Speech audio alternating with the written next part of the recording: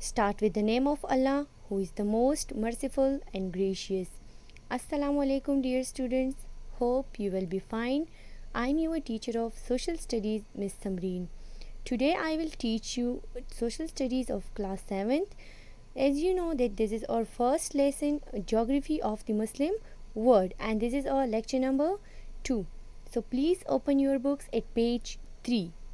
Okay students, so this is our page number 3.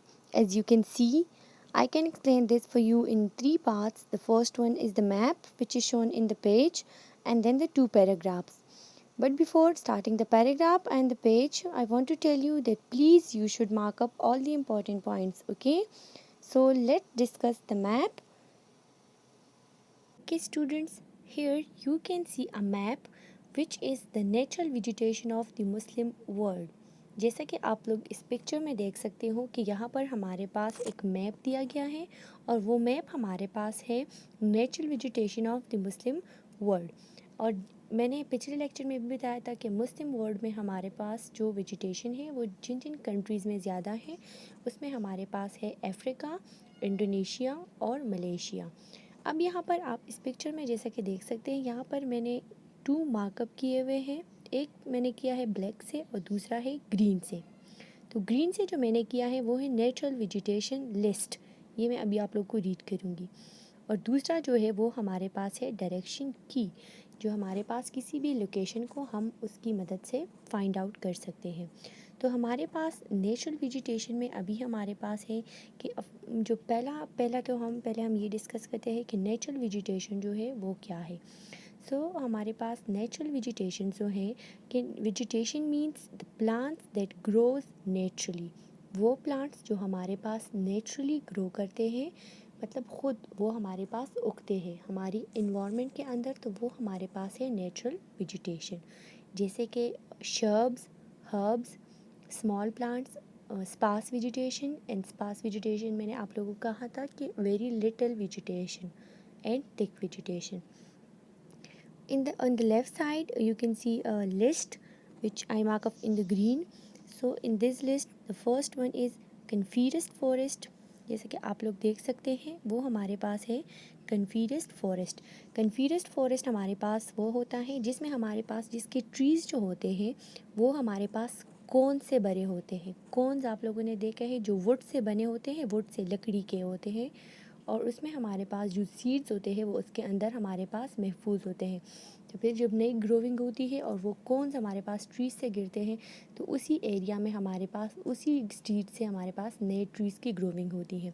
Second one हमारे पास है mixed forest. तो मिक्स्ड फॉरेस्ट में हमारे पास जो है उसमें हमारे पास ट्रीज़ जो होती है वो डिफरेंट टाइप्स की होती है, मतलब एक ही टाइप की ट्रीज़ नहीं होती, वहाँ पर मुख्तलिफ़ किस्म की ट्रीज़ होती हैं। थर्ड वन हमारे पास उसमें है डिसीजियस फॉरेस्ट। डिसीजियस फॉरेस्ट जो होते हैं उसकी ट्रीज़ जो होते हैं उसमें हमारे पास साल में हमारे पास वहाँ पे 2 दफ़ा ऐसा मतलब मौसम आता है या 2 दफ़ा वहाँ पर जितनी भी ट्रीज़ होती है उसके सारे पत्ते वगैरह जो है वो झड़ जाते हैं। जिस तरह हम हमारे मुल्क में कहते हैं कि जो हमारे पास आटम आता है, ख़ज़ा आता है, और उसमें हमारे पास जितने भी ट्रीज़ होते हैं उसके पत्ते जो है वो झड़ जाते हैं। तो डिसीजियस फॉरेस्ट ऑलमोस्ट वही होते हैं। नेक्स्ट हमारे पास है ट्रॉपिकल एंड सब ट्रॉपिकल ड्राई फॉरेस्ट। तो ट्रॉपिकल हमारे पास कहते हैं जो गर्म इलाके होते हैं, गर्म, तो वहाँ पर वो हमारे पास डेजर्ट्स को मतलब ये पिक्चर में मैप में जो शो किया गया है, तो ट्रॉपिकल एंड सब ट्रॉपिकल के गर्म हमारे पास और सब ट्रॉपिकल जो थोड़े से कम गर्म होते हैं। और ड्राई फॉरेस्ट के मतलब वहाँ का जो फॉरेस्ट वगैरह एरिया है बहुत ही ड्राई होता है। ओके, फिर नेक्स्ट है ट्रॉपिकल रेन फॉरेस्ट। तो ट्रॉपिकल रेन फॉरेस्ट जो हमारे पास है, ट्रॉपिकल अभी फिर वही आएगा कि गर्म रेन फॉरेस्ट, लेकिन वहाँ पर रेन फॉरेस्ट मीन कि बारिशें वहाँ पर ज़्यादा होती है। उसके एग्जांपल में हमारे पास आता है अमेज़न फॉरेस्ट। ओके, नाम आप लोगों ने शायद कभी सुना हो। फिर नेक्स्ट हमारे पास है ट्रॉपिकल ग्रासलैंड। तो ट्रॉपिकल ग्रासलैंड जो हमारे पास है वो एरियाज़ बहुत ही गर्म होता है। ट्रॉपिकल इससे पहले मैंने कह दिया गर्म, एंड ग्रासलैंड हमारे पास वो एरियाज़ बहुत ही ग्रासी होते हैं। नेक्स्ट है टेम्परेट ग्रासलैंड। तो टेम्परेट ग्रासलैंड जो हमारे पास होते हैं वहाँ का जो क्लाइमेट होता है और टेम्परेचर होता है वो हमारे पास ना ज़्यादा गर्म होता है और ना ज़्यादा ठंडा होता है। Okay, next one is semi desert and scrub. तो सीमी डिज़र्ट जो हमारे पास है वहाँ पर हमारे पास जो एनुअल रेनफॉल होती है वो हमारे पास ज़्यादा होती है, एंड स्क्रब हमारे पास जो झाड़ियाँ वगैरह होती है वो होती है। फिर हॉट डेजर्ट मीन हमारे पास जो है कि बहुत ही ज़्यादा गर्म सहरा। टेम्परेट डेजर्ट जो हमारे पास, इससे पहले भी मैंने आप लोगों को बता दिया कि टेम्परेट डेजर्ट जहाँ पे ना गर्मी होती है ज़्यादा ना सर्दी होती है।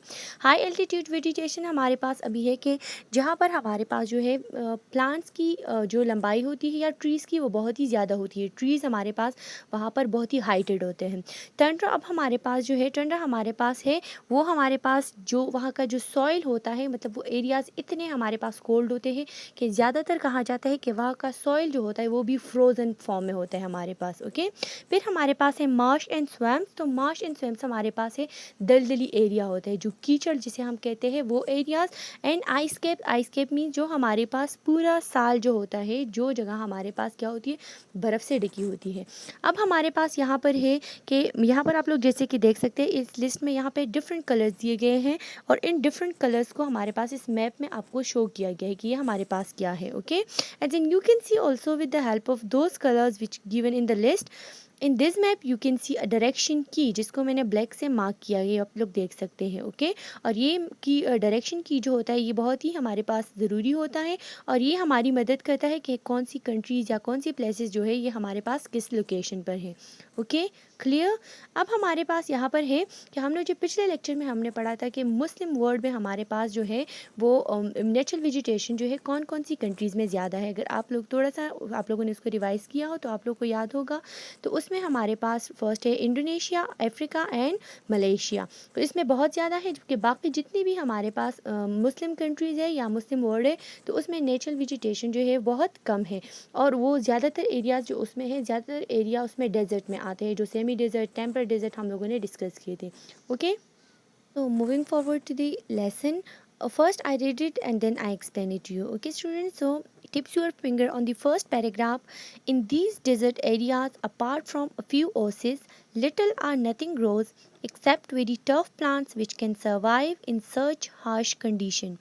These can provide food only from the hardiest sheep and goats, usually kept by nomadic or semi-nomadic people who wander with their flocks and in herds in search of pasture.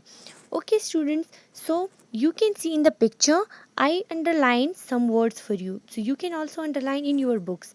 Okay, so first word यहाँ पर हमारे पास आया है tough plants, which is in the second line. Tough plant means that they can survive in a harsh condition or climate of the desert, like cactus के हमारे पास वो plants जो बहुत ही सख्त हालत में भी सर्वाइव कर पाते हैं। जैसे कि कैक्टस, जिस तरह मैंने कहा था कि कैक्टस के रूट्स जो होते हैं वो बहुत ही स्ट्रॉन्ग होते हैं और बहुत दूर से वो अपने लिए पानी जो है वो खींच सकता है। तो कैक्टस हमारे पास जो है ये सिर्फ ज़्यादातर डेजर्ट में होते हैं। और हमारे पास अब ये क्यों होते हैं, जिस तरह के डेजर्ट मतलब टफ प्लांट्स जो है ये डेजर्ट के अंदर क्यों होते हैं, इसके क्या फ़ायदे हैं। So they are very good source for the hardiest sheep for the nomadic and semi nomadic people. Now अब हमारे पास नोमैडिक और सेमी नोमैडिक क्या है। तो वो लोग जो हमारे पास ये जो भेड़ बकरियां चराते हैं और एक जगह से दूसरी जगह पर जाते हैं, जब हमारे पास क्लाइमेट चेंज होता है तो वो लोग जब एक जगह से दूसरी जगह चले जाते हैं तो वो हमारे पास जाते हैं खुराक की तलाश में, from one place to another in search of food. Student, so come to the next paragraph. First of all, I read it. There are, however, considerable areas of tropical rainforest in the parts of Central Africa and Southeast Asia which produce huge amounts of timber and tropical forest products such as rubber and tropical fruits. In other countries, good farm crops are produced in the valleys of the great rivers, the Nile, Tigris, Euphrates, and Indus in the other places by irrigation. Okay students, now I explain it for you. इस तरह जिस picture में भी मैंने आप लोगों के लिए कुछ पॉइंट्स जो है वो मार्क आउट किए हैं तो आप लोग इसको अंडरलाइन करें साथ में. Okay, so forest is a part of natural vegetation. In this paragraph we discuss the tropical rain forest. अब हमारे पास ट्रॉपिकल रेन फॉरेस्ट क्या है, पहले मैं आप लोग को ये बता दूं कि मुस्लिम वर्ल्ड में हमारे पास ट्रॉपिकल रेन फॉरेस्ट जो है ये कहाँ पर होते हैं. तो ये हमारे पास होते हैं central Africa and south east Asia में. ओके, सेंट्रल अफ्रीका और साउथ ईस्ट एशिया. अब हमारे पास जो ट्रॉपिकल रेन फॉरेस्ट होते हैं ये बहुत ही ज़्यादा ग्रीन होते हैं, लेश ग्रीन जिसे हम कहते हैं, ये ज़्यादातर वो होते हैं. तो अब हमारे पास जो है because of more greenery this produce large amount of timber now the question is what is timber. Timber अब क्या है? तो टिम्बर हमारे पास वो लकड़ी है जिससे हमारे पास फर्नीचर बनाया जाता है, जो हमारे घरों में यूज़ करते हैं हम लोग, तो वो हमारे पास है timber. So timber is used in making furniture. The second one is rubber and the third one is tropical fruits. तो ट्रॉपिकल फ्रूट्स हमारे पास है, उसमें चेरी, बनाना, कोकोनट, रेसबेरीज, पाइनएप्पल एक्सेट्रा। ओके, अब मैं आप लोगों से यहाँ पर एक क्वेश्चन पूछूंगी कि हमारे पास ट्रॉपिकल रेन फॉरेस्ट एरियाज़ जो हैं ये कौन कौन से, कौन सी कंट्रीज़ में है। सो हमारे पास जो ट्रॉपिकल रेन फॉरेस्ट एरियाज़ है वो हमारे पास है central Africa and south east Asia. Okay okay, and also in this paragraph we discuss the production of good form crops, के हमारे पास जो ज़्यादातर मुस्लिम कंट्रीज़ है उसमें एग्रीकल्चर जो है वो एग्रीकल्चर के एतबार से बहुत ही ज़्यादा अच्छे हैं। तो उन कंट्रीज़ को हम कह सकते हैं कि they are very good in agriculture and they are agriculture countries.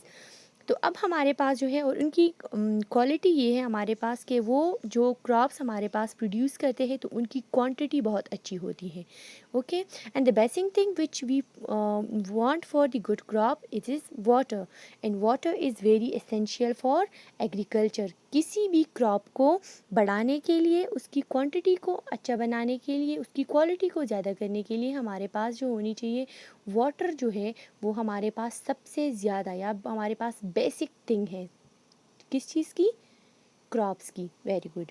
Next हमारे पास है the another important point in this paragraph is valleys of the great rivers which are Nile, Tigris, Euphrates and Indus। ये 4 main हमारे पास reverse है जो इसी chapter में, इसी पैराग्राफ के अंदर है। और यहाँ पर मैं अभी आप लोगों को ये कुछ पॉइंट्स बताऊंगी जो आप लोगों ने ज़रूर इसको नोट करना है। तो फर्स्ट हमारे पास है कि रिवर नाइल जो है इसकी हमारे पास जो लंबाई है वो कितनी है, तो आप लोगों ने ये ज़रूर नोट करना है। तो फर्स्ट हमारे पास है river Nile which is 6,650 kilometer, 6,650 kilometer long. Okay, the second one is river Tigris which is 1,850 kilometer, 1,850 kilometer. Euphrates is 2,800 kilometer, 2,800 kilometer, and the last one is the Indus which is 3,180 kilometer. Okay, 3,180 kilometer, and it is also the longest river of Asia. Okay, अब हमारे पास है कि ये 4 main rivers जो है ये हमारे पास इतने इम्पॉर्टेंट क्यों है, रीज़न क्या है कि यहाँ पर एग्रीकल्चर की जाती है। तो हमारे पास 2 बेसिक रीज़न्स है यहाँ पर एग्रीकल्चर के लिए, और यहाँ पे गुड क्रॉप्स जो है यहाँ पर पैदा होती है। तो फर्स्ट हमारे पास ये कि यहाँ की जो सॉइल है वो बहुत ही ज़्यादा फर्टाइल है। 4 मेन रिवर्स जो है ये हमारे पास क्रॉप्स के मतलब काबिल क्यों है, तो इसलिए कि यहाँ का सॉइल जो है वो बहुत ज़्यादा फर्टाइल है। और दूसरी बात हमारे पास जो है वो है प्लेंटी ऑफ वाटर। जिस तरह पिछले लेक्चर में मैंने कहा था प्लेंटी हमारे पास कहते हैं कि जिस जगह पर पानी की ज़्यादती होती है तो वो कहते हैं हम उसको प्लेंटी ऑफ वाटर। तो इसलिए ये एरियाज़ जो है ये हमारे पास हम उसको कह सकते हैं कि agriculture countries. Okay, I hope students you understand it well and read it again. Inshallah in the next lecture we will do exercise. तो आप लोगों के पास नेक्स्ट लेक्चर के लिए आप लोगों के पास सोशल स्टडीज़ के नीट नोटबुक्स होने चाहिए ताकि हम लोग जब चैप्टर करें तो आप लोगों का जो वक्त है वो ज़ाया ना हो। Okay students, good bye students and take care.